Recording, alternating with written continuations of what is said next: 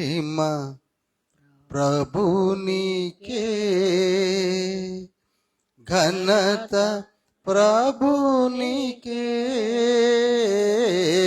మహిమ ప్రభునికే, ఘనత ప్రభునికే, స్తుతులు వందన స్తోత్రములు పరిశుద్ధ ప్రభునికే,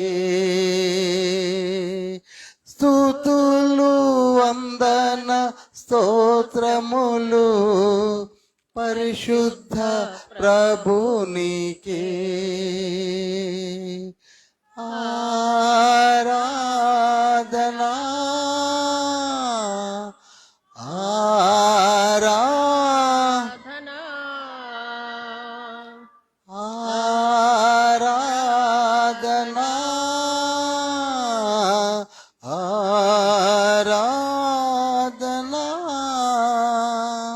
నా ప్రియుడు యేసునికే,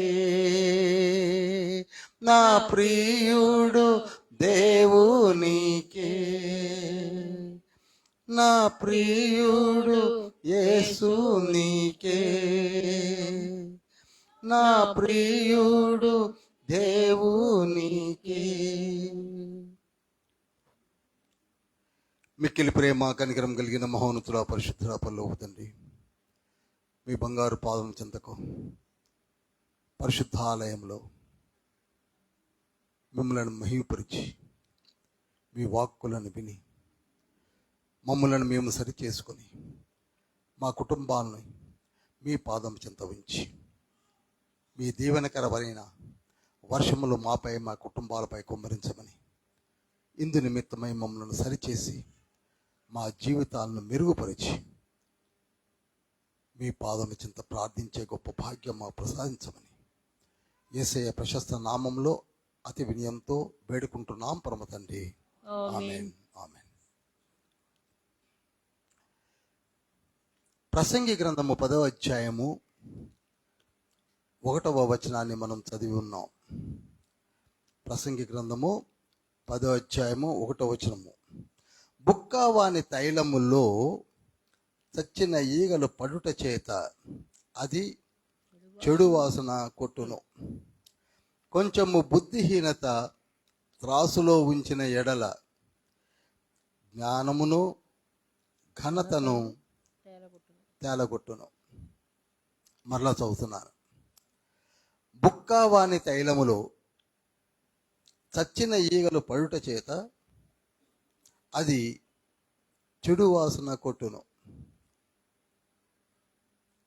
ఈ మాటలను రాసింది ఒక రాజు. జాగ్రత్తగా వినండి. పరిశుద్ధాలయంలోనికి వచ్చినప్పుడు ఫస్ట్ అలర్ట్ అవ్వాల్సింది మన మైండ్ సెట్.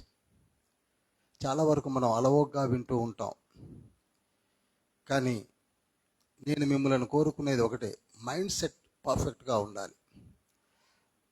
ఆణిముత్యము లాంటి మాటలు ఒక్కోసారి మనతో తండ్రి మాట్లాడడానికి సిద్ధపడుతూ ఉంటాడు. మనం సరిచేయడానికి కూడా తండ్రి వాక్కు బయలు వెళుతూ ఉంటుంది. That's why I request you, I urge you people, have with pure mindset. బుక్కవాని తైలము. ఈ బుక్క అనే మాట ఇక్కడ ఉన్నటువంటి మనలో చాలా మందికి తెలియకపోవచ్చు. బుక్క అనగా ఒక ప్రొఫెషనలిస్ట్ అని చెప్పచ్చు. బుక్క అనేవాడు అత్తర్లను, సెంట్లను, సువాసన భరితమైనటువంటి నూనెలను లేక తైలములను అమ్మేవానిని బుక్క అంటారు. వివిధమైనటువంటి తైలములను, సువాసన భరితమైనటువంటి సెంట్లను అమ్మేవాడిని బుక్క అంటారు.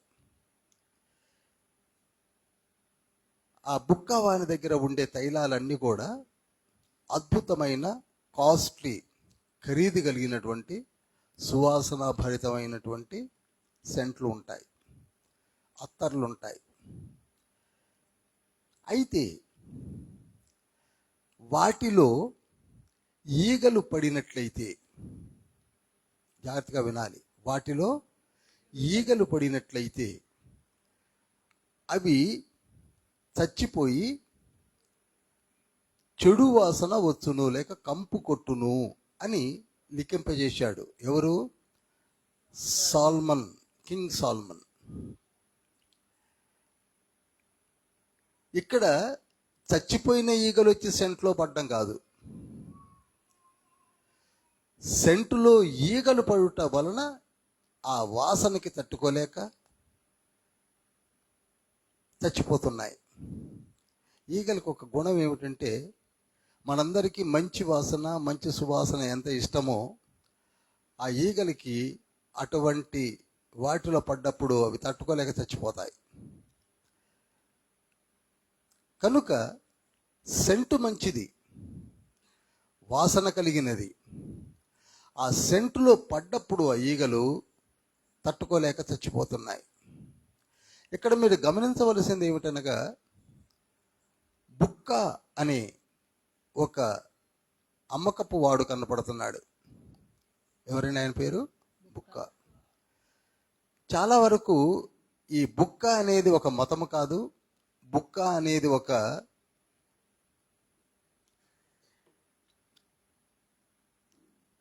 జాడ్యము కాదు, అతను ఒక వ్యాపారి. ఈ రోజులలో వృత్తుల రీత్యా ఏర్పడ్డటువంటి వ్యాపారములను బట్టి మతాలు, క్యాస్ట్స్ వచ్చేసాయి. కుల వ్యవస్థలు, మత పిచ్చాబ్ వచ్చిన కారణం ఏమిటనగా, వృత్తుల రీత్యా ఏర్పడినటువంటి వ్యవస్థే. అంతే తప్ప బై బర్త్ ఎవరు ఈ మతాలు, ఈ కులాలు అనేవి లేవు.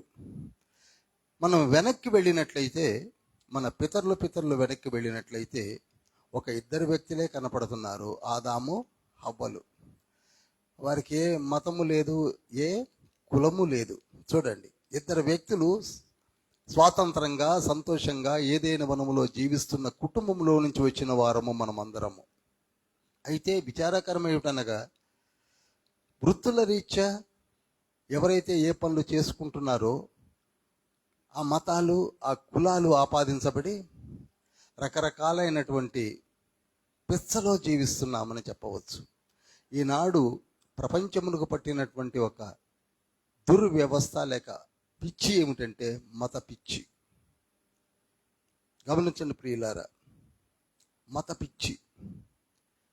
మీకు నేను వేరుగా చెప్పవలసిన అవసరం లేదు. పల్లెటూళ్ళలోనికి వెళితే ఈ కుల వ్యవస్థ, మత పిచ్చ చాలా చాలా ఉంది. ఈనాడుకి మన భారతదేశంలో మత వ్యవస్థలు, మత పిచ్చతోనే మనం జీవిస్తూ ఉన్నాం, మత పిచ్చలోనే మనం ఉన్నాం. దో వీఆర్ హ్యావింగ్ బైబిల్, దేవుని వాక్కులను వింటూ ఆ వ్యవస్థలో ఉండుట ఒక విచారకరమని నేను మీకు తెలియజేస్తున్నాను. ఈ లేఖనములు చదువుతున్నప్పుడు బుక్కావాణి తైలములో ఈగలు పడి చచ్చుట వలన ఆ తైలమంతా ఏం కొడుతుందట? కంపు కొడుతుంది అని ఉంది. ఈ లేఖనాలు చదువుతున్నప్పుడు మనకు ఒక వ్యక్తి గుర్తుకొస్తాడు. అతని పేరే కింగ్ సాల్మన్. ఆయన ఎవరండి? చెప్పాలందరూ. సాల్మన్ అనే రారాజు గుర్తుకొస్తాడు. ఇంకొక ఆశ్చర్యం ఏమిటంటే, తన గురించి తానే రాసుకున్నటువంటి వచనం అది. ఎవరి గురించో రాయలే, తన గురించి తానే రాసుకున్నాడు. మీకు పరిశుద్ధ బైబిల్ గ్రంథములో కింగ్ సాల్మన్ గారు రాసినటువంటి పుస్తకములు 3 ఉన్నాయి, పెద్ద పుస్తకాలు. 1 సామెతలు, 2 ప్రసంగి, 3 పరమగీతాలు. వీటిని ఒక రకంగా చెప్పాలంటే ఒక టఫెస్ట్ బుక్స్ అని చెప్తాను నేను. 66 పుస్తకాల్లో ఈ 3 పుస్తకాలు అర్థమవుతే బైబిల్ మనకు అర్థమైనట్లే. ఇవి కావ్య గ్రంథములు అంటారు. ఈ 3 కూడా కావ్య గ్రంథాలు. అర్థమవుతున్నట్టుగా ఉండి అర్థము కానటువంటి గ్రంథాలే ఈ 3 గ్రంథాలు. సరే, ఇక్కడ ఈ వచనాలను మనం గట్టిగా చదువుతున్నప్పుడు ఆయన గురించి ఆయనే లిఖింపజేసినటువంటి ఒక అద్భుతమైనటువంటి వచనాలు ఏమిటనగా, బుక్క వాని తైలములో చచ్చిన ఈగలు పడుట చేత అది చెడు వాసన కొట్టును. ఇక్కడ ఒక సాల్మన్ గారు రాసినటువంటి మాటలో ఉన్న పరమార్థం చెప్తున్నాను. బుక్కావాని తైలములో ఏ విధంగా మంచి సువాసనాభరితమైనటువంటి అత్తరు సెంట్లు ఉంటాయో, అదేవిధంగా దేవుడు సృజించినటువంటి మనలో కూడా, జాగ్రత్తగా వినాలి, మంచి జీవితము, మంచి గుణలక్షణములనే తండ్రి సృజించాడు. ఇక్కడ ఉన్న ప్రతి వ్యక్తి కూడా పుట్టినప్పుడు యథార్థవంతులుగానే జన్మింపచేశాడు. ప్రసంగి గ్రంథము, అది కూడా ప్రసంగి గ్రంథమే, 7వ అధ్యాయము 29వ వచనంలో ఉంటుంది. నేను నరులను యథార్థవంతులుగా సృజించితిని, కానీ వారి పెద్దవారైనప్పుడు వివిధ తంత్రములను అలవరుచుకొనిరి అని ఉంటుంది. ఇక్కడ మనమందరము కూడా సువాసనాభరితమైన జీవితముతోనే తండ్రి సృజించాడు, జీవిస్తున్నాం. అయితే దురదృష్టకరం ఏమిటంటే, మనము ఆ సువాసనాభరితమైన జీవితాన్ని ఏదో కారణాల చేత కంపుగొట్టే జీవితంగా మార్చేసుకుంటున్నాం. ఇక్కడున్న అర్థము లేక పరమార్థం ఏమిటనగా, మంచి జీవితాన్ని అనుగ్రహించిన దేవుని వదిలివేసి మనం ఏం చేస్తున్నామట, ఇంపైన జీవితము కంపు జీవితంగా మార్చేసుకుంటున్నాం. ప్రతి ఒక్కరిది ఇంపైన జీవితమే, మర్చిపోవద్దు. ప్రతి ఒక్కరు కారణ జన్ములము, మంచి జీవితము, మంచి ఆరోగ్యము, మంచి జ్ఞానము అన్నీ ఇచ్చాడు. కానీ కంపు జీవితంలోనికి వెళ్ళిపోతున్నాం. అందుకే ఈ లేఖనాలను లిఖింపజేశాడు. ఈ లక్షణాలను చూసినప్పుడు మనకు సాల్మన్ గారే గుర్తుకు వస్తూ ఉంటాడు. కింగ్ సాల్మన్ కూడా ఒక మంచి జీవితంతో ఆరంభించబడింది. ఆయనకున్న దివ్యమైన జ్ఞానము, ఆయనకున్న అందము, ఆయన రాజ్యానికి వచ్చినప్పుడు వయస్సు, ఇవన్నిటినీ మనము రాజుల గ్రంథాల్లో ధ్యానిస్తున్నప్పుడు ఆశ్చర్యం కలుగుతుంది. అతడు ప్రార్థించి దివ్యమైన జ్ఞానమును పొందుకున్నటువంటి గొప్ప రారాజు. అతని జ్ఞానమును చూడడానికే దేశ విదేశాల నుండి ఆయన యుద్ధకు వచ్చేవాళ్ళు. ఆయనను చూడాలని, ఆయన జ్ఞానాన్ని తెలుసుకోవాలని చుట్టుపక్కల ఉన్నటువంటి రాజ్యాధినేతలందరూ వస్తుండేవారు. అలా వచ్చిన ఒక స్త్రీ కూడా ఉన్నది. ఆవిడ పేరు షేఫాదేశపు రాణి. ఆవిడ వస్తూ లెక్క కట్టలేనటువంటి బంగారము, రత్నములు, వెలగల వస్తువులు, అనేక బహుమతులు తీసుకొని వచ్చి రాజుగారికి ఇచ్చి సంతోషముతో తిరిగి వెళ్ళినటువంటి సంఘటనలు ఉన్నాయి. అనగా సాల్మన్ జీవితము సువాసనాభరితమైన జీవితము. అలానే మన జీవితాలు కూడా సువాసనాభరితమైన జీవితాలే. పర్టికులర్ ఏజ్ వచ్చేంత వరకు తండ్రి ఇచ్చినటువంటి ఆ సువాసన మనలో ఉన్నది.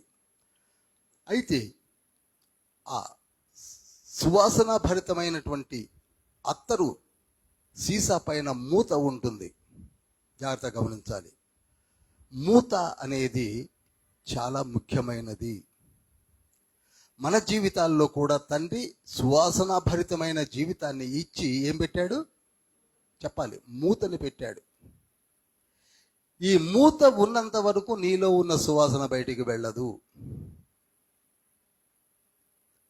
ఆ మూత నీ పైన కవర్ చేయబడినంత వరకు నీ జీవితము సువాసన భరితంగానే ఉంటుంది. ఎప్పుడైతే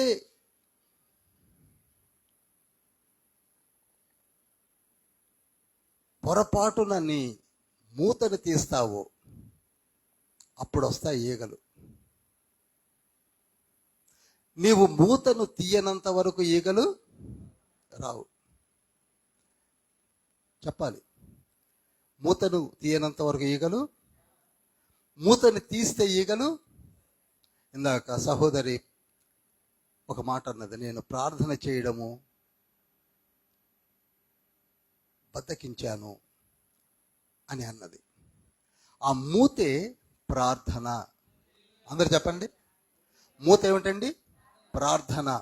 నీలో ప్రార్థనా జీవితము ఉన్నంత వరకు నీ దరిదాపులలోనికి ఈగలు రాలేవు. ప్రార్థనా జీవితము కలిగిన వారు ఎప్పుడు కూడా అగ్నిమయమై ఉంటారు.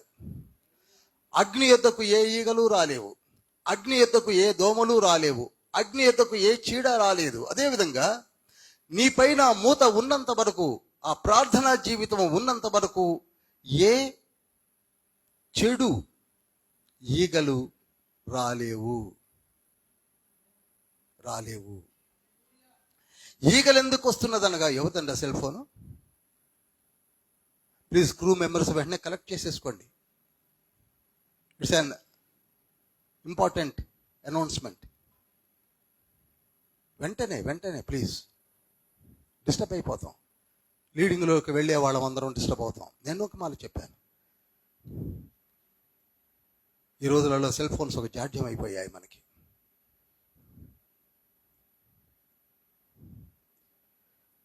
ప్రార్థన అనే జీవితాన్ని ఎవరైతే వదిలివేస్తారో, ప్రార్థన అనే జీవితము నుండి బయటికి వెళ్ళిపోతారో, వారి యొద్దకు ఈగలు వచ్చేస్తాయి. ఎందుకనగా వారిలో ఒక సువాసనాభరితమైన జీవితం ఉన్నదన్న సంగతిని మర్చిపోవద్దు. ప్రార్థన వదిలివేయటం వలన ఒక చీడ వస్తుంది. గమనించండి, మనిషి మంచివాడే, మనిషిలో ఉన్న ఆశయాలు మంచే. తండ్రి ఆయనలో ఉంచిన పరిశుద్ధ జీవితంను చెడగొట్టుటకు ఏం బయలుదేరుతున్నాయి? ఈగలు వస్తున్నాయి. ఈనాడు కాంటేజియస్ డిసీజ్ అన్నిటికీ మూలమైనది ఏమిటనుకుంటున్నారు? ఈగలు. కొన్నిటికి దోమలు. అలెగ్జాండర్ చనిపోయింది దోమకాటికే, మనుషులతో కాదు, యుద్ధంలో కాదు. కనుక ఈగలు, దోమలు, బ్యాక్టీరియా ఎంత డేంజర్ అంటే, వాటన్నిటికీ కారణం ఏమిటంటే ప్రార్థనా జీవితాన్ని మూత తీయడమే. అలాంటి జీవితంలోనికి వెళ్ళినప్పుడే చీడ దూరుతూ ఉంటుంది. కానీ ఎప్పుడైతే నువ్వు అలర్ట్ అవుతావో, వెంటనే మూతను వేసేస్తావో, ఏమైపోతుంది? అవి ఆగిపోతాయి. అందుకే ఏం కావాలి మనకి?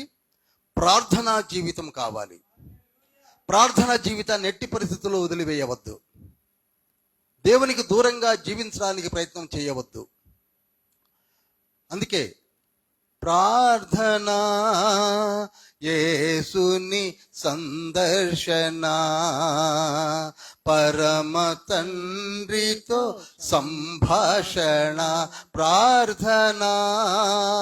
ప్రార్థన అంటే ఏమో కాదు, నీవు పరలోక సందర్శన చేయడము, పరమ తండ్రితో మాట్లాడటం. చాలా వరకు మనకి ప్రార్థన అంటే ఎందుకు నెగ్లెక్ట్ చేస్తున్నాం? You are not having that feeling. నువ్వు యేసయ్యతో మాట్లాడుతున్నావు. యేసయ్య రాత్రంతా ప్రార్థన చేసేవాడట, ఒలీవల కొండకు వెళ్ళి. లూకాసు వార్త 21:37 ఉంటుంది. లూకాసు వార్త 6:12 ఉంటుంది. తండ్రితో తండ్రి మాట్లాడడం ప్రార్థన. Conversation between lord and with us. We are having a beautiful companion with our God. అదే ప్రార్థన. తండ్రి అని నే పిలువగా, తనయుడాని తాన్ పల్కును. తండ్రి అని నే పిలువగా, తనయుడాని తాన్ పల్కును. ఆదుకొనును అన్ని వేళలా, కన్నీరంతయు తుడిచివేయును. ఆదుకొనును అన్ని వేళలా, కన్నీరంతయు తుడిచివేయును. ప్రార్థన. అటువంటి ప్రార్థన మనం గుండె మీద చేసుకొని చెప్పండి, మానేశాం. మనలో కొందరైతే కొండలెక్కి ప్రార్థన చేశారు. ఇదే సంఘంలో ఆల్ నైట్ ప్రేయర్ చేశారు దంపతులు. ప్రార్థనకి ఇంపార్టెన్స్ ఇచ్చారు. కదిలింప శక్యము కాని విధంగా ప్రార్థన చేశారు. అటువంటి గొప్ప స్థితిలో ఒక స్తంభముగా మారిపోయిన తర్వాత తగ్గిపోయింది. మూత తీయడానికి ప్రయత్నం చేస్తున్నారు. మోకరించి ప్రార్థించగా సమీపముగా వేంచేయును. చాలా వరకు మనము ప్రార్థించడానికి ఎందుకు వెనకాడుతున్నామో నాకు అర్థం కాదు. మోకరించి ప్రార్థించగా సమీపముగా వేంచేయును. మనవులెల్లా ఆలకించును. మహిమతో నేను అలంకరించు. మనవులెల్లా ఆలకించును. మహిమతో నేను అలంకరించు. ప్రార్థన. ఇందాకనే విజయ్ అంటున్నాడు కుటుంబ ప్రార్థన అని. కుటుంబముతో ప్రార్థించగా కొదవ ఏమియు లేకుండును. కుటుంబముతో ప్రార్థించగా కొదవ ఏమియు లేకుండును. శాశ్వత జీవము అచటుండును. ఐక్యముతో నివసించుచుందుము. ప్రార్థన. The power of prayer. That is nothing but lid on the bottle. A lid on the bottle. నీ పరిమళ జీవితము, చక్కని జీవితము, ఆయుష్ కలిగిన జీవితము, మంచి కుటుంబం కలిగిన జీవితము, పిల్ల పాపలతో తులతూగుతున్న జీవితము, బంధవ్యాలతో పెనవేసుకున్న జీవితము, రక్త సంబంధాలతో జీవిస్తున్న జీవితము కేవలము మూత తీయుట వలన ఈగలు వస్తున్నాయి. Beware of the ants. మూత తీస్తే ఏమవుతుందండి?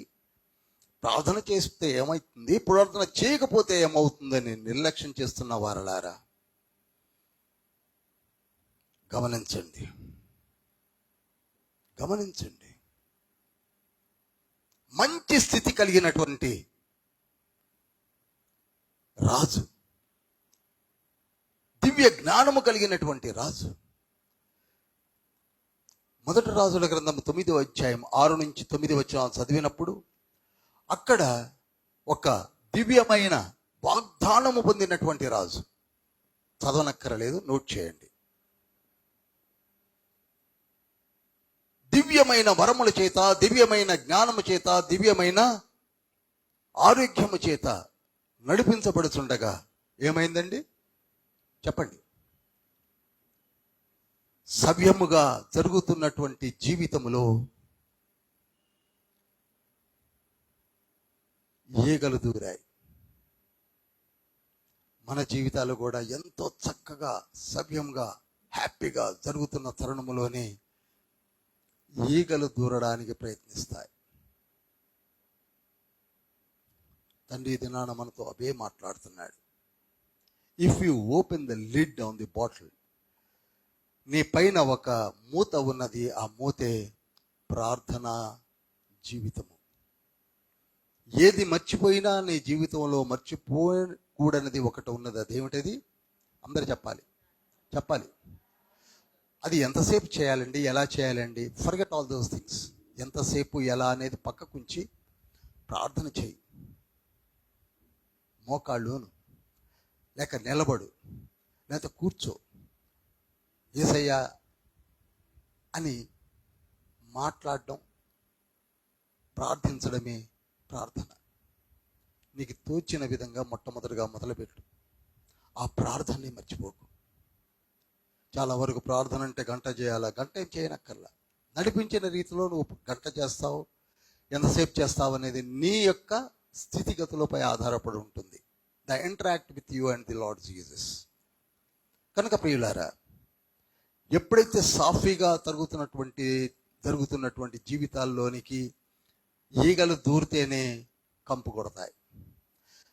ఇప్పుడు మీ హృదయాన్ని మీరు పరీక్షించుకోండి. చక్కటి జీవితాలు, చక్కటి కుటుంబాలు, చక్కటి ఆరోగ్యము, చక్కటి ఉద్యోగాలు, చక్కటి ఇంటి స్థితులు, చక్కటి పరిస్థితులు, ఎందుకు మనకి తెలియకుండానే మూత తీస్తున్నాము, ఈగలు వస్తున్నాయి. అర్థమైన వాళ్ళు ఒకసారి హల్లెలూయా చెబుదాం. హల్లెలూయా, హల్లెలూయా. ఆ విధంగా ప్రార్థన చేయడం మర్చిపోయినటువంటి ఒక వ్యక్తి ఉన్నాడు. అతని పేరే మొర్దెకై. మీకు బాగా తెలుసు, అతని పేరు మొర్దెకై. పాత్రల పేర్లు పక్కకుంచి వ్యక్తుల పేర్లను మీరు చెప్తున్నాను, జ్ఞాపకం ఉంచుకోండి. మొర్దెకై అనే ఒక వ్యక్తి ఏలాము దేశంలో ఉండేవాడు. అతడు మంచి ప్రార్థనాపరుడు. మనలాగానే ఇప్పుడు మనకున్నటువంటి వారిలో ప్రార్థన అలవాటు చాలా వరకు ఉంది. ఆ చిన్ని ప్రార్థన 5 minutes ఆర్ 2 minutes ప్రార్థనే నీ జీవితాన్ని మూత వేసినట్లుగా కప్పి కాపాడుతుందన్న సంగతిని మర్చిపోవద్దు. Hallelujah. 5 minutes prayer. What brother, only 5 minutes prayer? Yes, I'm telling you that 5 minutes prayer అనగా ఇక్కడ మూత పెట్టామా లేదా అనేది కాదు ముఖ్యం, మూత ఉందా లేదా. ఈ మూత ఊరికినే ఉంది కానీ ఏగబోతుందా? అలానే 5 నిమిషాల ప్రార్థన నీకుంది, ఏగైతే దూరదు. ఆ 5 నిమిషాల ప్రార్థన కూడా లేనివి మూత తీసిన బాటిల్ లాంటి. మొర్దెకైకి ప్రార్థన అలవాటు ఉంది. ఎక్కడ కూర్చున్నా తండ్రిని జ్ఞాపకం చేసుకొని ప్రార్థిస్తూ ఉంటాడు.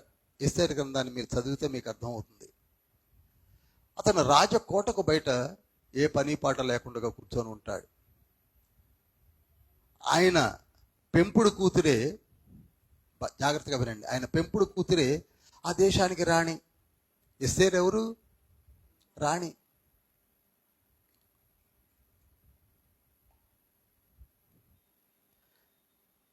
ఆ ఎస్తేరు పినతండ్రే లేక కజిన్ బ్రదరే మొర్దెకై. ఒక మంత్రి ఎప్పుడు కూడా రాజకోటలోనికి తన గుర్రంపై వస్తున్నప్పుడు ఇలా కూర్చొని ఉంటాడు. అందరు నమస్కారాలు పెడుతుంటే నమస్తే పెట్టాడు. ఎందుకని కోపం వస్తుంది ఆయనకి. ఎవరు అడిగినా కానీ ఆయన లేచేవాడు కాదు, నమస్కారం పెట్టేవాడు కాదు. ఎవరికి? హామానికి. ఎందుకు పెట్టడం లేదంటే ఆయన అనేవాడు, నేను నా తండ్రికి తప్ప ఎవరికి నమస్కారాలు చేయను. సున్నతి లేని ఫిలిస్తీయుడు లాంటి వాడు ఆయన, ఆగాకీయుడు. ఎవరండి ఆయన? ఆగాకీయుడు అంటే అమాలేకీయుడు. ఫిలిస్తీన్తో సమానమైనటువంటి గొలియాతు వలె ఈ ఆగాకీయుడైనటువంటి హామాను నాకేం లెక్క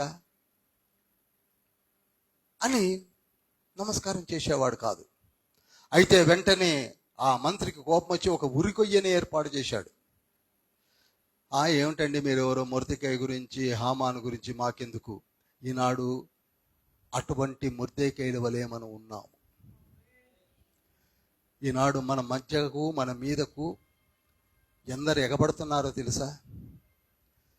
కేవలము మనకున్న ఐశ్వర్యమును, మనకున్న తెలివితేటలను, మనకున్న జ్ఞానమును చూసి అసూయపడే వాళ్ళు ఎందరున్నారో మీకు తెలుసా? మన అటాక్ చేసే వాళ్ళు ఎందరు వస్తున్నారో మీకు తెలుసా? నిర్హేతకముగా అని ఒక మంచి మాట ఉంది. ఏ హేతువు లేక మన పైన తిరగబడే వాళ్ళు ఈ రోజులలో మన పైకి వస్తున్నారు. వారందరూ నీ మీదకి వచ్చినప్పటికీ నీకేమీ జరగనటువంటి ఒక సంభవము లాంటి మూత ఏమిటండి? ప్రార్థన. ఆ ప్రార్థన అనే వెపన్ని మొర్దెకై మర్చిపోలేదు. ఎవరేటు పోతే నాకెందుకు, నేను మాత్రం నిత్యం నా తండ్రికి ప్రార్థన చేసుకుంటాను అని కళ్ళు మూసుకొని కళ్ళు తెరిచి, ప్రభువా నన్ను కాపాడు, నన్ను స్తుతించు, నిన్ను స్తుతిస్తాను, నన్ను కాపాడు అని ప్రార్థన చేసుకుంటూ ఉంటాడు. అది అతని అలవాటు. ఎప్పుడైతే ప్రార్థన చేసుకుంటున్నాడో అదే హామాను తయారు చేసిన ఉరి కొయ్య పైన ఈయన కొరకు చేస్తే ఆయనే ఉరి తీయబడ్డాడు. చూడండి ప్రార్థన ఎలా మార్చేస్తుందో. అతన్ని శిక్షించాలనుకుంటే ఆ హామాను చేతనే మొర్దెకైని ఊరేగింపు జరిగించాడు దేవుడు. ఆ ఎస్తేరు గ్రంథాన్ని మీరు చదివితే ఆశ్చర్యం కలిగించే గొప్ప గొప్ప విషయాలు ఉన్నాయి.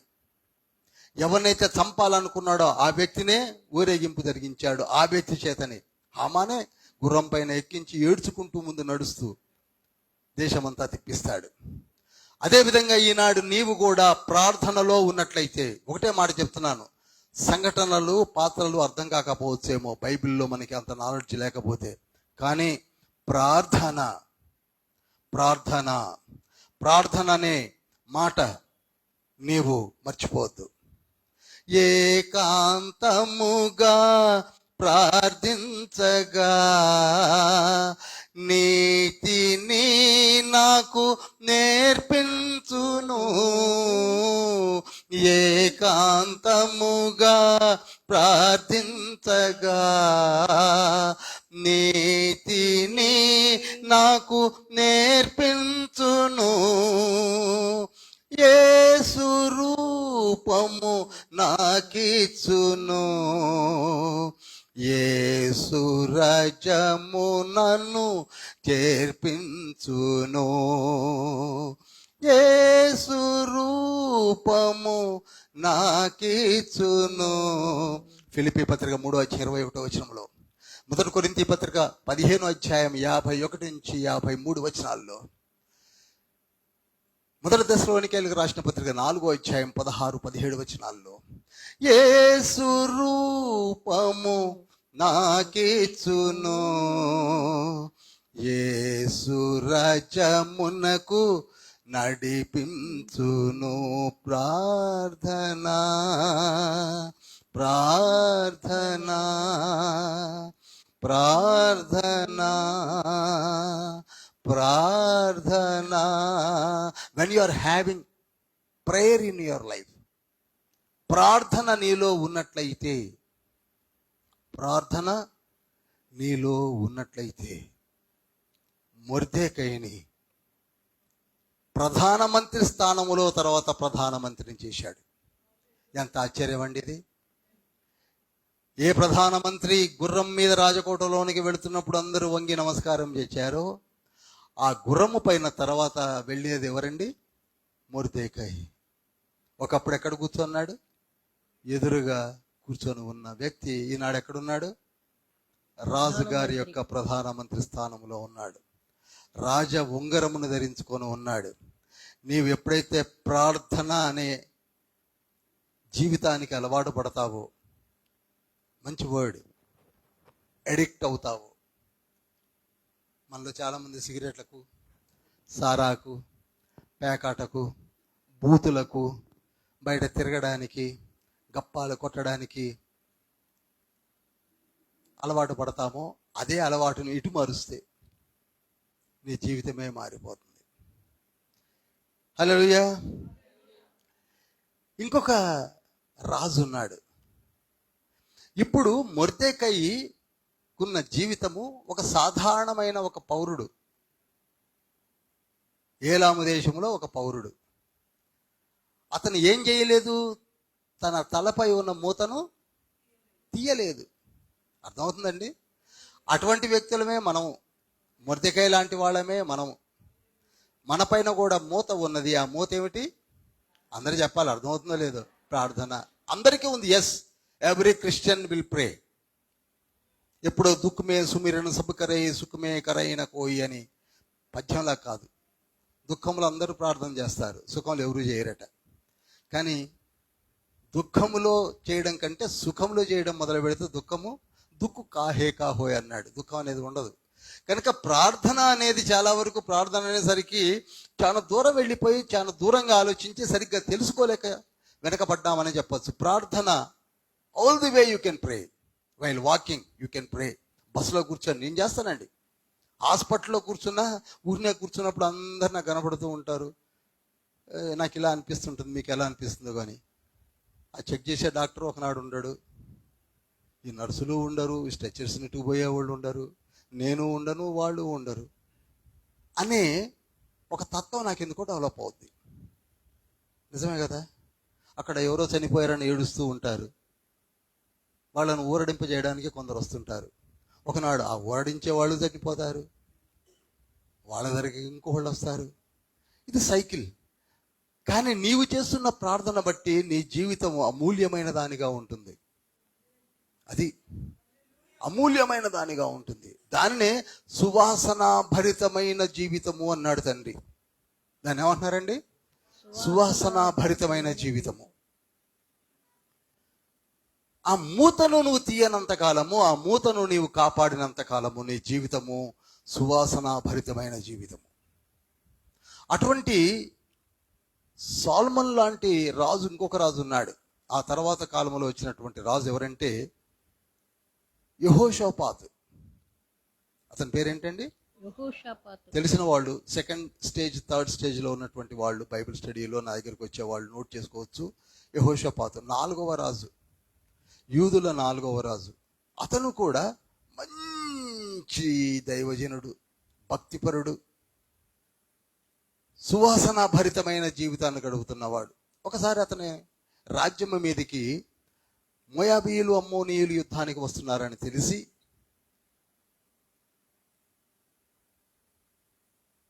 వెంటనే గోనిపట్ట ధరించి ఉపవాస దీక్ష ప్రతిష్ఠించి రాజ్యమంతటా ఉపవాసం చేయండి అని చెప్పి ప్రార్థన చేయడం మొదలుపెట్టాడు. ఎవరు? యెహోషాపాతు రాజు. ప్రార్థన అనే మూతను ఇంకా గట్టిగా టైటన్ చేస్తున్నాడు. ఉపవాస దీక్షతో ప్రార్థన చేస్తున్నాడు.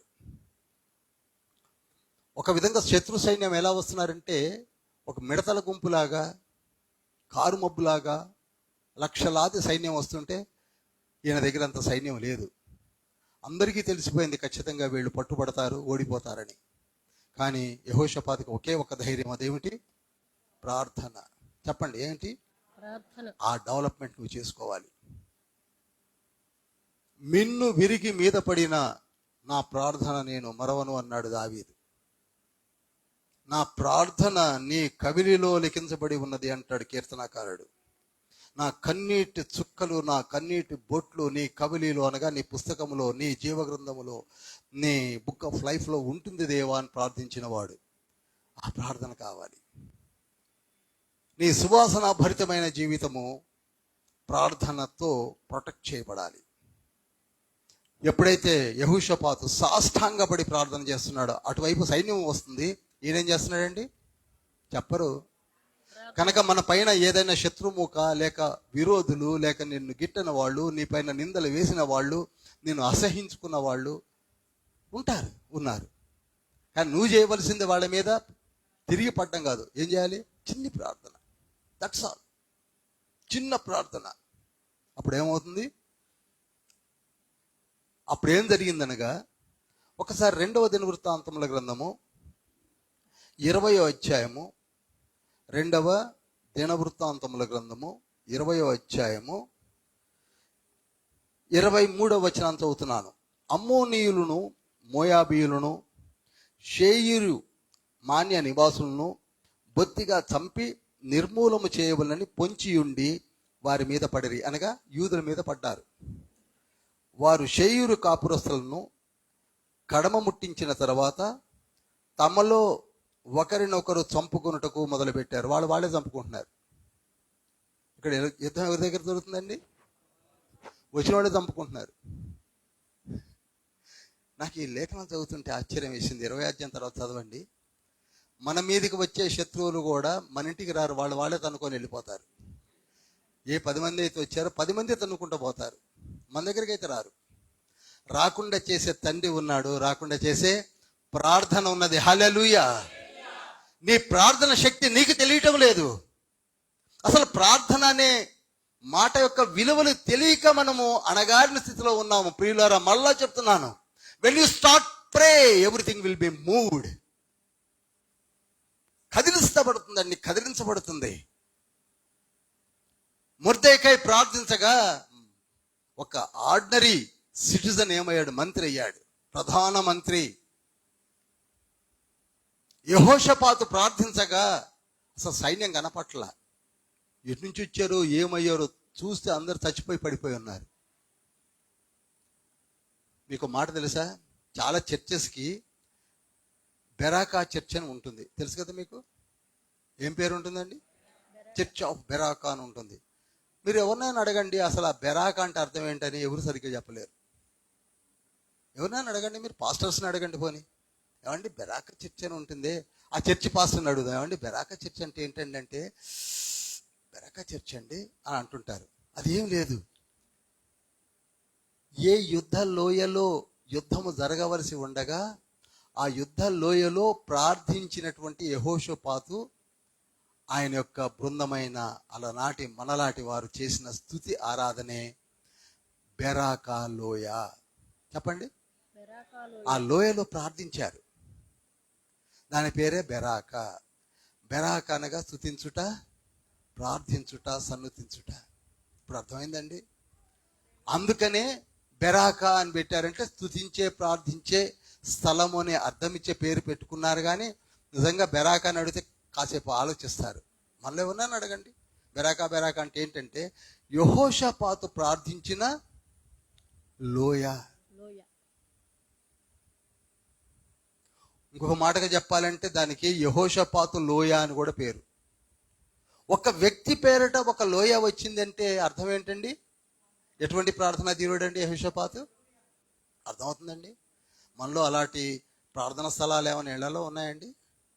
లేకపోతే ఏర్పరచుకోండి, ఒక స్థలం అంటూ ఏర్పరచుకోండి. మీ ఇంట్లో ఆ స్థలంలో ప్రార్థన చేయడం మొదలు పెట్టండి. ఆఫ్టర్ ఆల్ హోటల్కి వెళ్తేనే ప్రతిరోజు ఏ హోటల్కి వెళ్తామో ఆ పర్టికులర్ సీట్లో కూర్చుంటాం, అక్కడనే ఒక కాఫీ ఇడ్లీ తిని వెళ్ళిపోతుంటాం. తీరు అక్కడికి వెళ్ళేసరికి ఆ సీట్లో వేరే వాళ్ళు కూర్చొని ఉంటే దాన్ని ఖాళీ చేస్తే బాగుండు అని ఆలోచిస్తుంటాం. అవునా? That is human psychology. అదేవిధంగా నీ ఇంట్లో నీవు ప్రార్థించడానికి నీకు ఒక స్థలాన్ని కేటాయించుకో, తండ్రి ఎంత సంతోషిస్తాడు. హల్లెలూయా. యెహోషాపాతు లోయ. యోవేలు గ్రంథము 3వ అధ్యాయం 2వ వచనంలో ఏమని ఉంటుందో చూడండి ఒకసారి. యోవేలు గ్రంథము 3వ అధ్యాయం 2వ వచనము. అన్యజనులందరినీ సమకూర్చి యెహోషాపాతు లోయలోనికి తోడుకొని పోయి. చాలండి. యెహోషాపాతు లోయలోనికి అన్యజనులందరినీ తోడుకొని పోవాలట. అదంతా తర్వాత చదవండి. అనగా ఆ లోయకు ఎటువంటి పేరు వచ్చింది? యెహోషాపాతు లోయ. చెప్పరేమండి? యెహోషాపాతు లోయ. మరి నీకంటూ ఒక పేరుందా నీ ఇంట్లో అన్న పని? అక్కడికి వెళ్ళకండి, అక్కడికి వెళ్ళకండి, అది వారు ప్రార్థన చేసే స్థలము అని ఇంట్లో ఎప్పుడన్నా అంటున్నారా? అంటూ నీకుందా? కనుక ప్రియులారా, సమయం పరిగెత్తుంది కనుక చెప్తున్నాను, మనకున్నటువంటి సుగంధ పరిమళ జీవితాన్ని మనమే మూత తీసి ఏం చేస్తున్నాం? ఈగలను రప్పించుకుంటున్నాం. ప్రార్థనాధీరుడు ఎప్పుడూ ఉండాలి. మన జీవితాల్లో ప్రార్థన అనేది ఉండాలి. దానియేలు కూడా ప్రార్థనే చేసేవాడు ఎప్పుడు. దానియేలు గ్రంథం అంతా మీరు చదివితే ఆయన ఎంత ప్రార్థనాపరుడో 12 అధ్యాయాలు ఉంటాయి. ఎంత దివ్య దర్శనాలు చూసేవాడో. దానియేలు ప్రార్థన చేస్తున్నాడంటే పరలోకము కదులుతూ ఉండేది ఎప్పుడు. గాబ్రియేలు, మిఖాయేలు, అంతదాకా ఎందుకు యేసయ్య దిగి వచ్చేవాడు. దానియేలు గ్రంథం 10వ అధ్యాయం 5వ వచనంలో దానియేలు దగ్గరికి ఎవరు వచ్చారు? వాక్యమైన దేవుడి, ద వర్డ్ ఆఫ్ గాడ్ వచ్చేసేవాడు. మరి నీవు కూడా అంతటి ప్రార్థనా ధీరుడిగా ఎదగాలనే తండ్రి చెప్తున్నాడు. ఈరోజు తండ్రి మనతో మాట్లాడుతున్నది ఏమిటంటే, నువ్వు సామాన్యమైన వ్యక్తివే కావచ్చు, చిన్ని కుటుంబకురాలివే కావచ్చు, లేక కుటుంబకుడివే కావచ్చు. ఏమండి? అదేంటో నాకు తెలియదండి. తక్కినేని తెలుసు కదండి, మనకు తక్కినేని తెలియదా? ఎవరికైనా ఒక 50,000 అప్పివ్వమన్నట్టు ఇస్తారేమో. వాడు ఎగ్గొట్టేస్తాడే. అబ్బా, అంత తెలిసింది నీకు? ప్రార్థన అనేది తెలియదా? చెప్పండి. అన్ని తెలుసు మనకి, తెలియదని కాదు. ఎవరైనా ఏదన్నా అంటే కాకిని పెట్టి తిట్టినా ఇక్కడ అర్థమవుతుంది. అది తిట్టేది నన్నే, కాకి మీద కాదు అని. కనుక ప్రియులారా, అవన్నీ అర్థమవుతున్నా నీకు ప్రార్థన అనే మాట అర్థం కావటం లేదా? అర్థమైనప్పుడు ఎందుకు ప్రార్థించలేకపోతున్నావు? ఎందుకు మూత తీసి పక్కన పెట్టి నీ జీవితాన్ని నాశనం చేసుకుంటున్నావు? ఎప్పుడైతే మూత తీసి పక్కకు పెట్టావో ఈగలన్నీ దూరి అందులో పడి చచ్చి నీ జీవితము ఒకప్పుడు మంచి జీవితము కంపు కొడుతుంది. అప్పుడు ఇంపైన జీవితము కంపైన జీవితంగా మారిపోతుంది. దీనికి కారణం ఎవరు?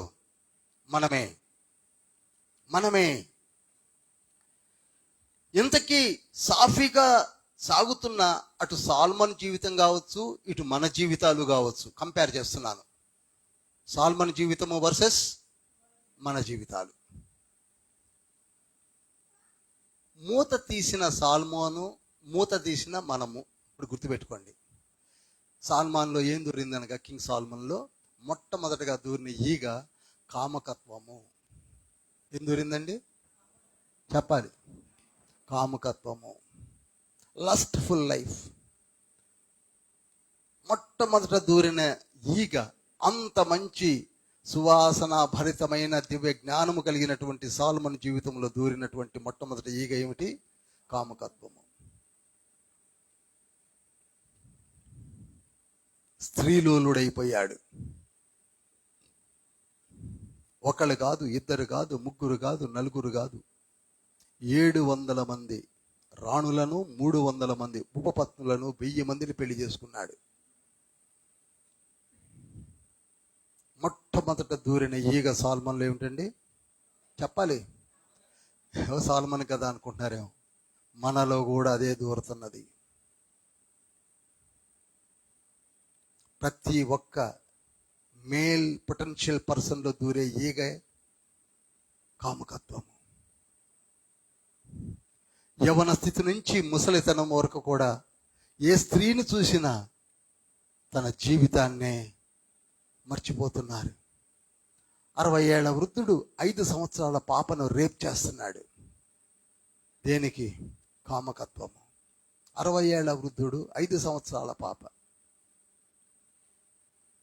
తన చెల్లి, తన తల్లి, తన భార్యను మాత్రం ఎవరూ చూడకూడదు, ఇతను మాత్రం అందరినీ చూడవచ్చు. సాల్మన్లో దూరినటువంటి మొట్టమొదటి ఈగ ఏమిటండి?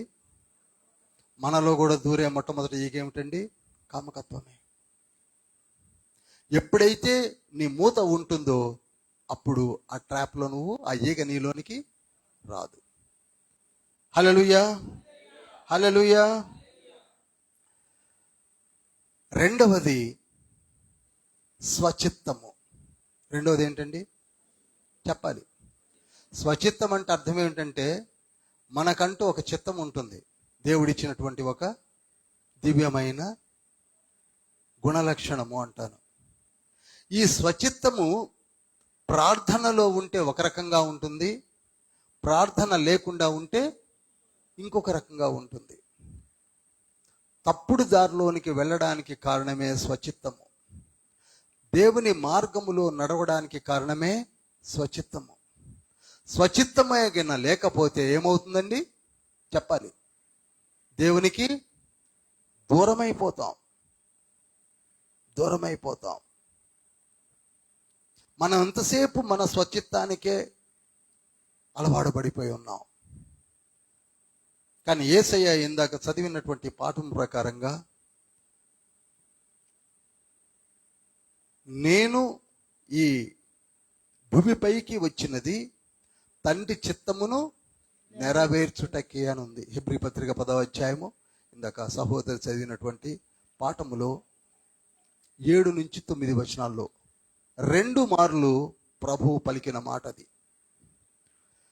నేను దేవుని చిత్తమును నెరవేర్చుటకు వచ్చి తిని అని. ఎన్ని మార్లు పలికాడు యేసయ్య? 2 మార్లు. చెప్పరే, నేను చెప్పిందే చెప్పండి. 2 మార్లు. ఎన్ని మార్లు? 2 మార్లు. 2 మార్లు.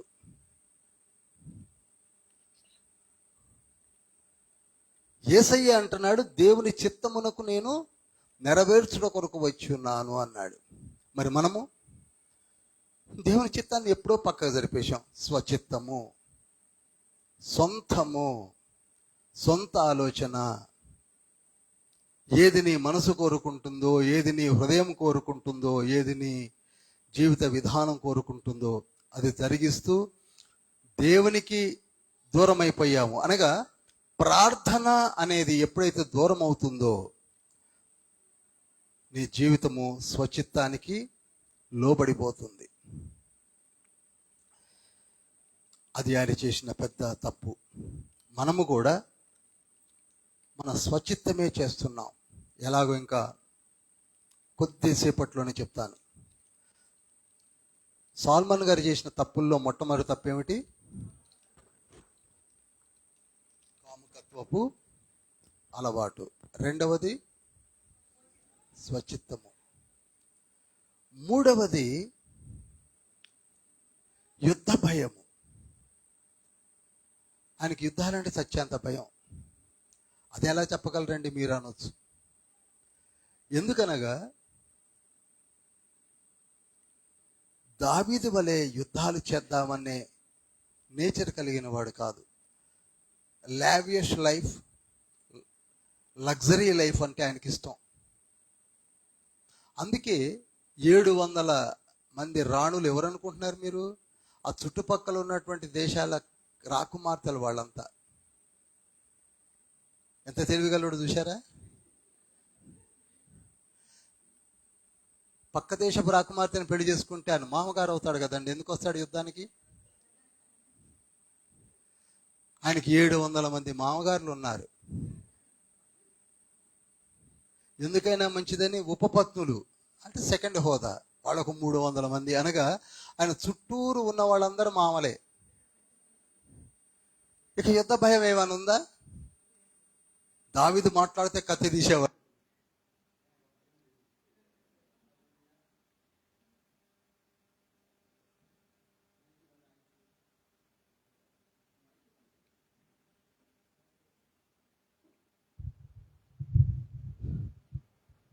హల్లెలూయా.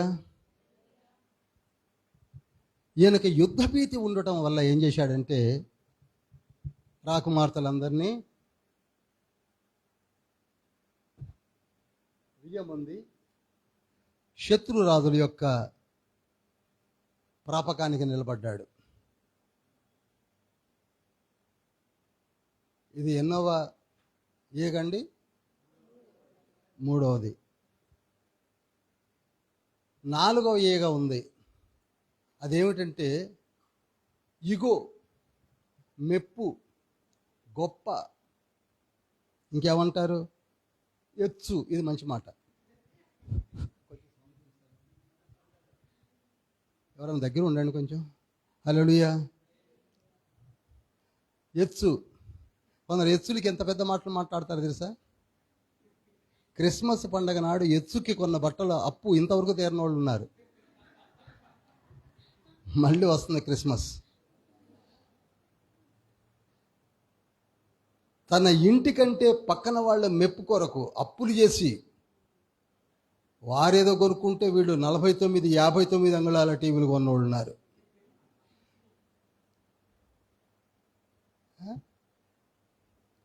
అటువంటి ఎత్తుల జీవితం ఆరంభించాడు సాల్మన్. చూడండి ప్రసంగి గ్రంథము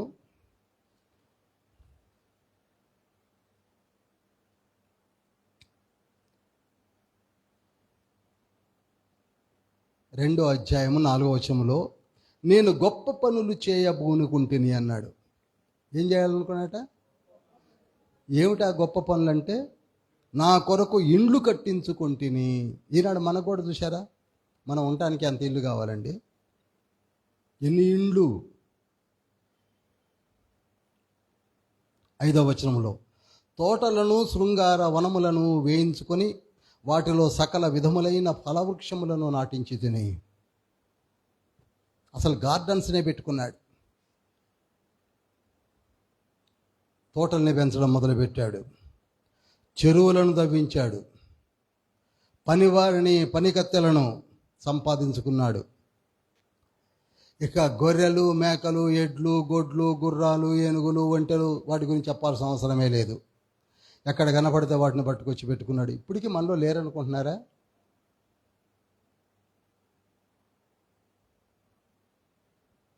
జయలలిత చనిపోయింది పాపం, ex CM of Chennai, Tamil Nadu. ఆవిడకి 180 జతల చెప్పులు ఉండేటి, 180. ఆమెకునే 2 కాళ్ళే.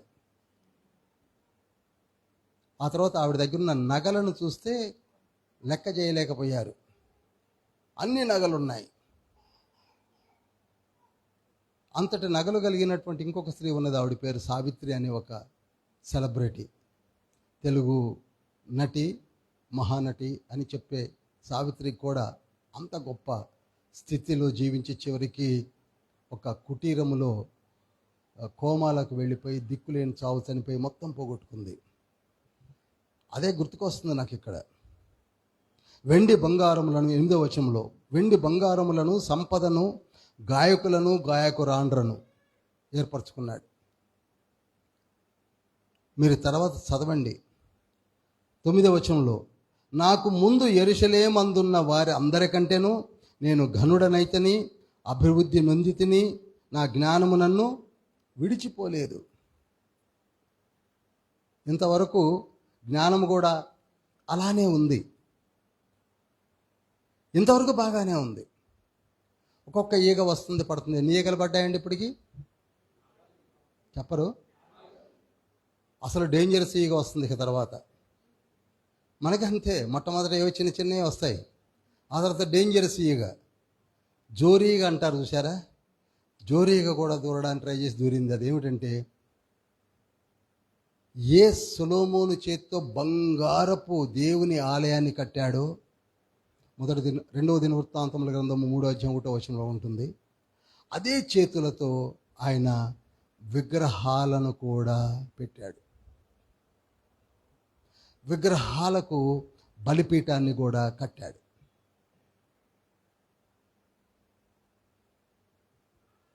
అర్థమవుతుందండి? ఈనాడు మనము కూడా 4 ఈగల వరకు ఛాన్స్ ఇచ్చేసరికి 5వ ఈగ ఏమొస్తుంది? జోరీగ వస్తుందండి. 5వ ఈగ ఏంటి? జోరీగ. ఎక్కడికి వెళ్ళాడు ఇప్పుడు సొలొమోన్? ఒకప్పుడు 5 మూరల పొడవు, 5 మూరల వెడల్పు, 3 మూరల ఎత్తు కలిగినటువంటి ఒక చట్రమును చేయించి జనులందరూ చూస్తుండగా దానిపైన మోకాళ్ళుని 2 చేతులు పైకెత్తి, దేవా యెహోవా నీవే నా నిజదేవుడు అని ప్రార్థించినటువంటి సొలొమోన్, అదే వ్యక్తి ఇప్పుడు బలిపీఠములు కట్టి ఆ బలిపీఠముల ఎదుట ఉన్నటువంటి విగ్రహాలు, తమ్మోజు దేవత, అష్టారోతు దేవత, వాటి ముందు సాష్టాంగపడ్డాడు. దీన్ని ఏమంటారు? మనలో కూడా ఇట్లాంటి ఎచ్చుకుపోయి, దేనికి పోయాడండి? ఎచ్చు గొప్పకి పోయి. ఎందుకండి అంతమంది భార్యలు?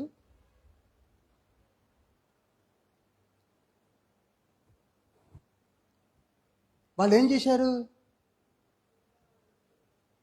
మిస్టర్ సొలొమోన్, కొందరు భర్తలను ఇప్పటికీ పేరు పెట్టి పిలిచేవాళ్ళు లేరా? మొట్టమొదటి 3 నెలలు వారు ఉన్నారా అంటే వారు లేరండి అని చెప్పి, వారు లేరు అన్నవాళ్ళు 6 నెలల తర్వాత ఎవరు? ఆయన, మా ఆయనేగా. వారు ఎగిరిపోయింది. ఏమొచ్చిందండి ఇప్పుడు? ఆయన మా ఆయనేగా, లేడు, ఎడిపోయిండో నాకు చెప్పిపోతాడా?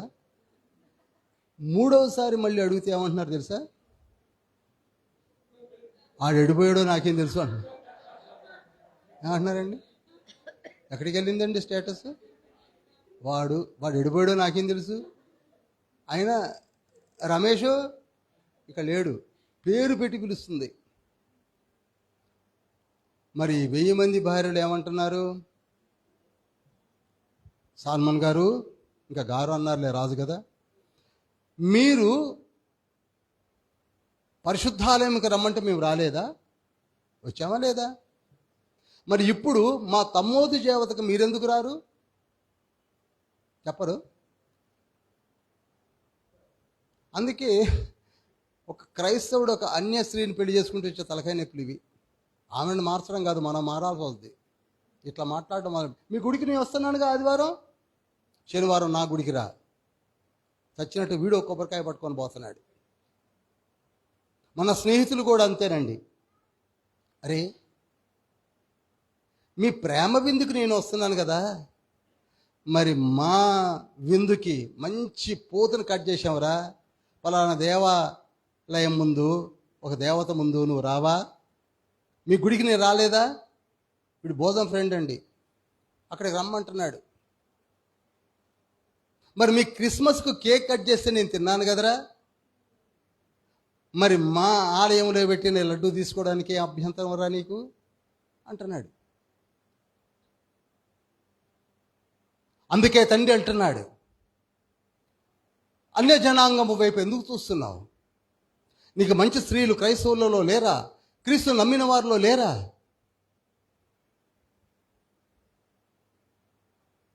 వెయ్యి మంది స్త్రీలు చేసి ఏం చేశారు? సొలొమోను మనసునే మార్చి పారేశారు. దేవుని ఆలయంలో ప్రార్థించే ఒక గొప్ప వ్యక్తిని, రారాజును ఎక్కడ తీసుకెళ్లారండి చెప్పండి? విగ్రహారాధనకు తీసుకెళ్లారు. ఒక్కసారి మొదటి రాజుల గ్రంథము 11వ అధ్యాయంలోనికి వెళదాం. మొదటి రాజుల గ్రంథము 11వ అధ్యాయము 7వ వచనం చదువుతాను చూడండి.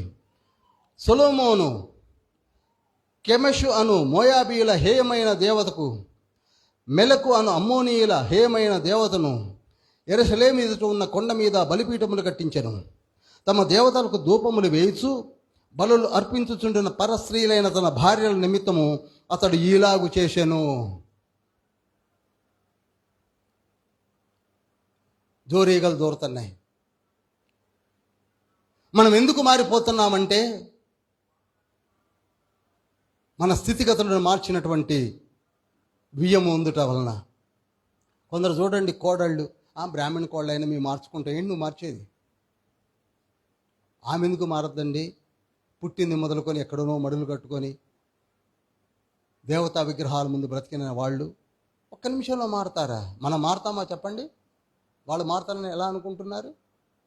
అలానే కింగ్ సాల్మన్ ఏమయ్యాడు? నెహెమ్యా గ్రంథము 13వ అధ్యాయం 26వ వచనం చదివినప్పుడు తెలుస్తుంది. 13:26.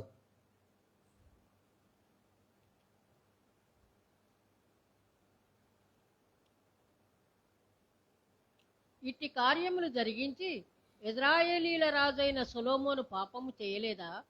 అనేక జనములలో అతని వంటి రాజు లేకపోయినను అతడు తన దేవుని చేత ప్రేమించబడిన వాడై ఇజ్రాయేలీలందరి మీదను రాజుగా నియమించబడినను అన్య స్త్రీలు అతని చేత సహా పాపము చేయ. అన్య స్త్రీలు ఎప్పుడైతే దూరారో పాపములోనికి చేరిపోయాడు. కనుక ఇప్పుడు జోరీగా ఎవరండి? అన్య స్త్రీలు. మూత తీయడం వల్ల జరిగిన అవరోధాలు గమనించండి ప్రియులారా. మీరు గమనించవలసింది ఏమిటనగా, మీ ప్రార్థనా జీవితాన్ని మీరు ఒకవేళ పక్కకు జరిగించే స్థితిలోనికి మీ మూతను తీసినట్లయితే జరిగే పరిస్థితులు చెప్తున్నాను. ఇక ఎప్పుడైతే తన వైభవము ఈగల దూరటం వలన ఏమైపోయిందో మీకు తెలుసు, చెప్పాను. చివరికి ఏమైపోయిందంటే ఆ దేశములో ఇన్ఫ్లేషన్ వచ్చింది. ద్రవ్యోల్బణం అంటారు తెలుగులో. ఇన్ఫ్లేషన్ అంటే ఖర్చు ఎక్కువైపోయింది. 1000 మంది రాణులను పోషించడానికే బొక్కసం ఖాళీ అయిపోతుంది. ఆయన ఇళ్ళు కట్టించుకున్నాడు, చెరువులు తవ్వించుకున్నాడు, గానా బజానా ఏర్పాటు చేసుకున్నాడు, గాయక రాండ్రను ఏర్పాటు చేసుకున్నాడు. నానా రకాలైనటువంటి హంగు ఆర్భాటాన్ని కొందరు ఇళ్లలో చూడండి, ₹1,00,000 జీతం ఉంటుంది, 20వ తారీఖు నుంచి అప్పుకు తిరుగుతూ ఉంటారు. కారణం ఏమిటంటే హంగు ఆర్భాటాలకే ఖర్చు అయిపోతుంది. మన స్టేటస్ కొరకు ఖర్చు అయిపోతుంది, మెయింటెనెన్స్ కొరకు ఖర్చు అయిపోతుంది. క్రిస్మస్ నాడు ఒక సాధారణ స్త్రీ ఎన్ని వేల చీర కొనుక్కోవచ్చండి? మ్యాక్సిమం వెళితే 5,000 వరకు వెళ్ళొచ్చేమో. 20,000 అవసరమా? చెప్పరు. 40,000 అవసరమా? ఒకవేళ 40,000 రూపాయల చీరే కొంటే మరి దానికి మ్యాచింగ్ బ్లౌజ్ ఎంత కాస్ట్లీ ఉండాలి? దాంతోపాటు మరి స్లిప్పర్సు, దాంతోపాటు మెయింటెనెన్సు. ఎవడైనా మంచి కోటు, ఒక టై, ఒక బ్యూటిఫుల్ షూ వేసుకొని ఆటో ఎక్కి చర్చికి వస్తే ఏం బాగుంటుందండి? బాగుంటుందా? ఆటోలో షూట్ వేసుకొని తిరిగితే అందరు చూసిన వాళ్ళు నవ్వుతారు కదా. ఇది ఆర్భాటమైంది. కనుక వాడికి ఏం కావాలి? సొంత కారు అన్న ఉండాలి, లేకపోతే కనీసం జేబులో ఉన్న 200 రూపాయలు పెట్టి పోస్ట్ ఆఫీస్ సెంటర్ దాకా వచ్చి ఒక కారు బుక్ చేసుకొని గేటు దాకా వెళ్లాల్సి వస్తుంది. దేనికి? ఎత్తు కొరకు. అరే కారులో దిగుతున్నాడు ఎవరు కొత్తగా, పాపం ఎంత ఫర్లాంగ్ దూరం నుంచి వచ్చాడు, వాడికి 200 ఇచ్చేస్తాడు, ఉన్న 200 కూడా. ఇటువంటి ఈగలను దూచుకుంటున్నాం మనం.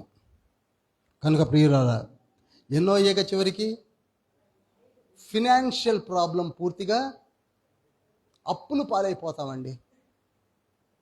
ఆ ఇంటికి ప్రార్థనా జీవితం లేకపోతే జరిగేవి ఎన్ని? 5 చెప్పాను. ఒకటేంటి? కామకత్వం. 2 స్వచిత్తము. 3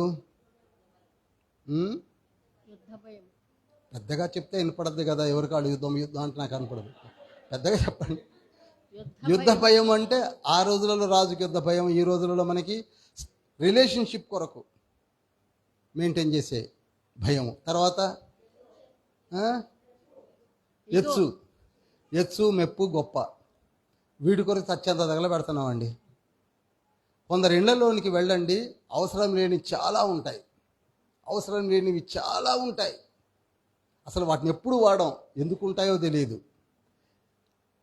వాటన్నిటిని మీరు ఎప్పుడన్నా కూర్చొని లెక్కేసుకుంటే ఎంతో డబ్బులు వేస్ట్. కనుక ప్రియులారా, ఇప్పుడు అత్తరు సీసే చివరికి పగిలిపోద్ది.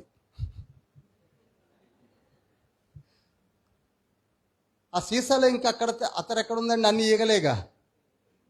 చచ్చిపోయిన ఈగల్ని ఏం చేస్తాం? దాన్ని కడగలేక చివరికి సీసా పగలగొట్టుకుంటాం. అందుకే అత్తరు లాంటి నీ జీవితాన్ని పనికిరాని ఈగల వల్ల పగలగొట్టుకునే స్థితికి రాకుండా తెలివి కలిగినటువంటి స్త్రీ ఉన్నారు. ఒక స్త్రీ పేరేం పేరంటే మరియా.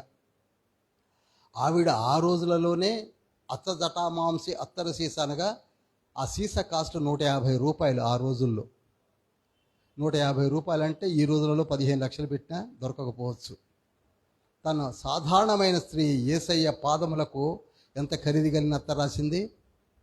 తనకున్న అత్తరంతా ఎవరికి రాసింది? కనుక ఇప్పుడు ఆ సీసాలు అత్తరుందా? ఎప్పుడైతే సీసాలో అత్తరు లేదో ఈగలు రావు. వస్తాయా? అదేవిధంగా మనకున్న అత్తరంతా యేసయ్య పాదాలకే పూసి పారేస్తే మన జీవితం ఎలా ఉంటుంది చెప్పండి? హల్లెలూయా, హల్లెలూయా. ఆ ఇల్లంతా అత్తర వాసనతో నిండిపోయినట్టుగా నీ జీవితం అంతా అత్తర వాసనతో నిండిపోయి ఉంటుంది. హల్లెలూయా, హల్లెలూయా, హల్లెలూయా, హల్లెలూయా, హల్లెలూయా. అంతేగాని సాల్మన్ రాజు ప్రార్థన చేసినట్టుగా చేయవలసిన ఆగత్యం మనకి రాకుండా చూడాలి. సాల్మన్ రాజు ప్రార్థన మీరు ఎప్పుడన్నా విన్నారా? ఎప్పుడు? బలిపీఠాలు కట్టినప్పుడు. మీకు బాగా తెలుసు, నేను పాడి వినిపిస్తే ఓహో ఇదా అనుకుంటారు. ప్రభు మార్గము విడచితిని ప్రార్థించుట మానితిని. ఎవరి మాటలు పలుకుతుంది? చెప్పరు. అలనాడు సాల్మన్, ఇప్పుడు మనం. ప్రభు మార్గము విడచితిని ప్రార్థించుట మానితిని, ప్రభువాక్యము వదిలితిని పరమార్థము మరచితిని. ప్రపంచ నటనలలో, ప్రపంచ నటనలు అంటే ఏంటి? ఎత్సు గొప్ప ప్రావీణ్యమును పొంది ఫలహీనుడనై ఇప్పుడు పాటింతు. ఆయనకైతే మార్పు వచ్చింది. అన్నీ పోయినాయి ప్రభువా, అన్నీ పోయినాయి. 1000 మంది భార్యలు నన్ను అన్యాయం చేసి పారేశారు. బంగారం లాంటి బంగారపు చేతులతో కట్టినటువంటి దేవాలయంని మరిపింపజేశారు. అదే చేతులతో బలిపీఠాలు కట్టారు. ప్రార్థన వదిలివేసి అన్య దేవతలకు మొక్కారు. ఇంతకీ మీకు ప్రశ్న వేస్తాను, ఎప్పుడన్నా చెప్పండి, వచ్చేవారం చెప్పండి. సాల్మన్కి ఎంతమంది పిల్లలు? కింగ్ సాల్మన్కి 1000 మంది భార్యలు అయితే ఎంతమంది పిల్లలు? ఎవరినన్నా అడగండి పోరి పాపం. వచ్చేవారం చెప్పండి పాపం.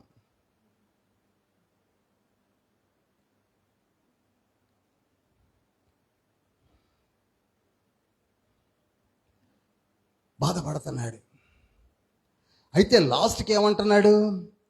ఇప్పుడు ఫలహీనుడనై ఉన్న నేను ఇప్పుడు నీ మాట పాటిస్తానంటున్నాడు. అందుకే ఆయన మారు మనసు పొందిన తర్వాత పరలోక రాజ్యములోనికి వెళ్ళుటకు ముందుగా రాసినటువంటి 3 కావ్య గ్రంథాలే సామెతల గ్రంథము, ప్రసంగి గ్రంథము, పరమగీతముల గ్రంథము. నాకు కోరిక ఉంది పరమగీతముల గ్రంథమును ప్రతి శుక్రవారం ఇక్కడ చెప్పాలని. మీలో ఎవరికైనా ఇంట్రెస్ట్ ఉన్నట్లయితే మన డివోషనల్ సెక్రటరీ సాల్మన్ గారికి, మన చీఫ్ ఆర్గనైజింగ్ సెక్రటరీ బీటీఎస్ గారికి, మన యూత్ సెక్రటరీ సందీప్ గారికి, మన మధ్యలో ఉన్నటువంటి సుధాకర్కి, జాన్ సందీప్కి మీ పేర్లు ఇవ్వండి. దాన్ని బట్టి మేము ఒక నిర్ణయం తీసుకుంటాం. కనుక మనం అందరము కూడా ఏం చేయాలనగా ఈ ప్రార్థన, ఈ పాటలు మనం పాడుతూ మన జీవితాన్ని కట్టుకోవాలి. కానీ యేసయ్య ఏమన్నాడు? ఎఫెసీయులకు రాసిన పత్రిక 5వ అధ్యాయము 2వ వచనము. యేసయ్య ఏమంటున్నాడు అనగా, ఎఫెసీయులకు రాసిన పత్రిక 5వ అధ్యాయం 2వ వచనం, క్రీస్తు మిమ్మును ప్రేమించి పరిమళ వాసనగా ఉండుటకు మన కొరకు తన్ను తాను దేవునికి అర్పణముగాను బలిగాను అప్పగించుకొనెను. ఆయనలో నిండి ఉన్నటువంటి సువాసన భరితమైనటువంటి ఆ గొప్ప ధననిధిని ఎవరి కొరకు సమర్పించుకున్నాడు? మన కొరకు.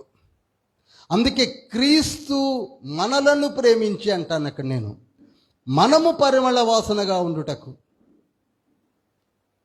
మన కొరకు తన్ను తాను సిలువలో వేలాడి వెలగల రక్తమును చిందించి మనలను కొనుక్కున్నాడు.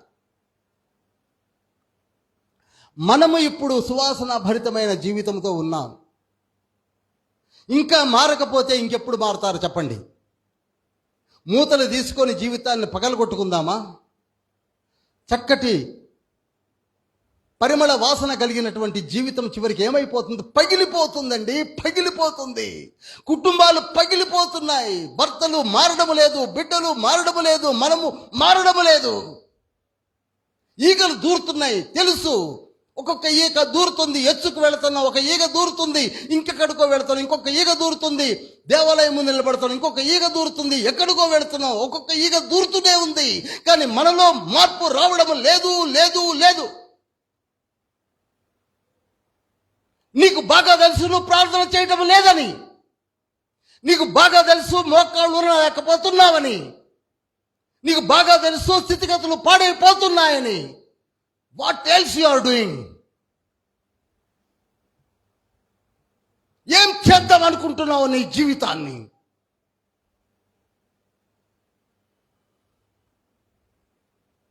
మామూలు జీవితం కాదు. You are extraordinary person. నీ నుండి ఎంతో ఏమో చెయ్యాలని దేవుడు ఏర్పరిచినటువంటి ఒక దివ్యవు, బలమైన సాధనమవు.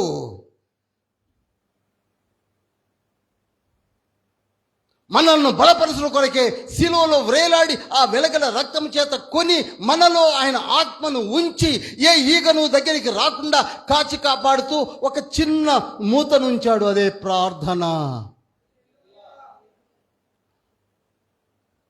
ఎప్పుడో తీసి పారేశాం.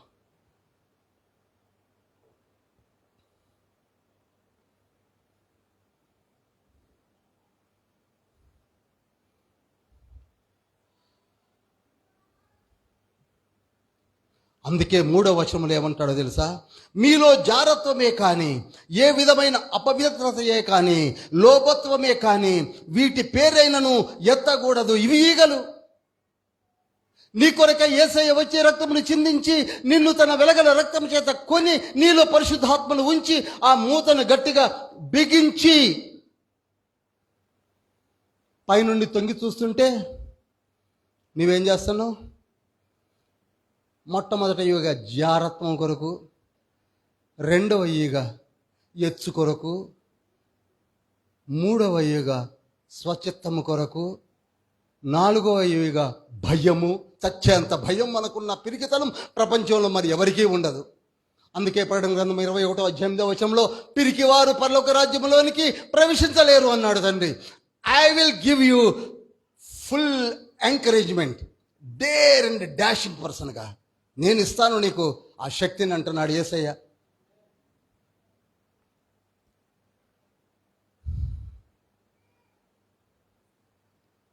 కొద్దిపాటి బుద్ధిహీనత. బుద్ధిహీనత ఏంటనుకుంటున్నారు? ఇది తీయడమే. కొద్దిపాటి బుద్ధిహీనత. సామెతల గ్రంథము 10వ అధ్యాయము మూలవాక్యంలోనికి వచ్చా 1వ వచనములో, కొంచెము బుద్ధిహీనత త్రాసులో ఉంచిన ఎడల జ్ఞానమును ఘనతను తేలగొట్టును అని ముగించేస్తున్నాడు అక్కడ సాల్మన్. రాజైన సొలొమోను ఏమంటున్నాడంటే, మంచి జీవితమైన నా బ్రతుకుని ఎప్పుడైతే మూత తీశానో అప్పుడు నాలోనికి ఏం దూరింది? బుద్ధిహీనత దూరింది. బుద్ధిహీనత కలిగించే ఈగలన్నీ దూరి దేవుని త్రాసులో పెట్టేసరికి మెనే మెనే టెకేల్ ఉఫార్సిన్ అనే ఒక తీర్పు వచ్చింది. అదేమిటనగా, త్రాసులో పెట్టేసరికి నా జ్ఞానము ఏమైందో తెలియదు, నా ఘనత ఏమైందో తెలియదు, మొత్తాన్ని తేలగొట్టేసింది ఒక్క బుద్ధిహీనతైన మూత తీయుట వలన. మరి ఈనాడు నీవు కూడా ఆ బుద్ధిహీనతైన మూటను తీసావా?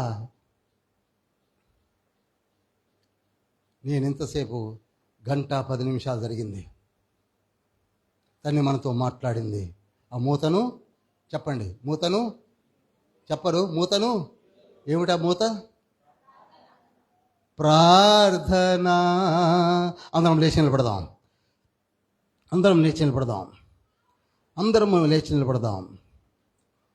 ప్రార్థన, దేవుని సందర్శన, పరమ తండ్రితో సంభాషణ.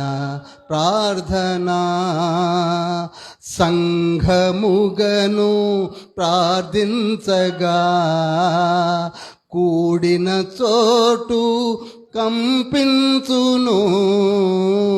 సంఘముగను ప్రార్థించగా కూడిన చోటు కంపించును. ఇంకా గొప్పదేం తెలిసిందా? పరిశుద్ధాత్ముడు దిగివచ్చును, ఆత్మవరములతో నింపును. ఎంత గొప్ప స్థితి అండి! పరిశుద్ధాత్ముడు దిగివచ్చును, ఆత్మవరములతో నింపును. ప్రార్థన, యేసుని సందర్శన, పరమ తండ్రితో సంభాషణ. ప్రార్థన, ప్రార్థన, ప్రార్థన, ప్రార్థన, ప్రార్థన, ప్రార్థన, ప్రార్థన, ప్రార్థన. There is no other go except prayer. నీ జీవితంలో తండ్రి నీకు ఇచ్చిన పరిమళమైన జీవితానికి ఒకే ఒక్క మూత ప్రార్థన. ప్రార్థన, ప్రార్థన. ఎంత గొప్ప ప్రొటెక్షన్లో నీ ఉన్నావో తెలుసా? ప్రార్థన అనే మూతలో ఉన్నావు. 2 చేతులు పైకెత్తి నీవు 1 నిమిషం ఆలోచించు. నీకొక మూత ఉన్నది. ఆ మూతదేమిటి? ప్రార్థన. ఒక్కసారి నీ మనసును కాన్సన్ట్రేట్ చేయి. ప్రతి ఒక్కరితో మాట్లాడుతున్నాడు తండ్రి. నీ మనసులో ఒక మాట వినపడుతున్నది. అది ఏమిటనగా ప్రార్థన. తెలుసు, నీకు తెలుసు, కానీ